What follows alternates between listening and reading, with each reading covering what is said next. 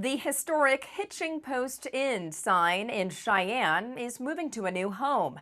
Our William Langston tells us about the efforts to restore this iconic sign and the story behind it. The historic Hitching Post Inn had been in Cheyenne since 1927 and was a notorious vacation spot for many Americans in the early 20th century. After the demolition of the Hitching Post Inn, efforts have been made to restore the sign and find it a new permanent home. Pete Laybourne from the City Council says the Hitching Post was a place full of memories. It's something that we all had one way or the other, whether it was a party or a frontier days, or many people, of course, from all over the world stayed at the Hitching Post. Pete Smith, the founder of the Hitching Post Inn, formerly known as the Lincoln Court, was the grandfather of beloved community member Paul Smith. Pete says as one chapter closes, another one begins. The Smith family came here, built the original Lincoln Court.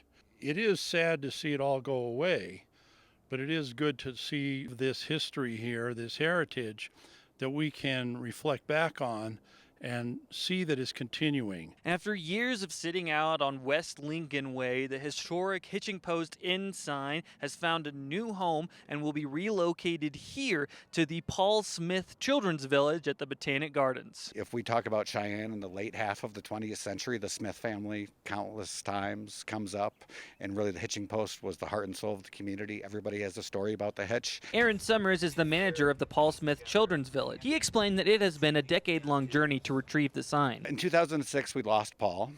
15 years ago, the Paul Smith Children's Village opened, and the Children's Garden was named after Paul. And we have been trying ever since then to bring some historical pieces from the Hitching Post to the Children's Garden. Now, according to Aaron, the plan is to fully restore the sign and place it in its new permanent home. We're hoping to renovate the hand-painted steel sign. We don't know if we're going to go with historically accurate neon or a more modern LED fixture, but we're hoping to display the sign ultimately in our classroom space. William Langston, your Wyoming Link, Cheyenne.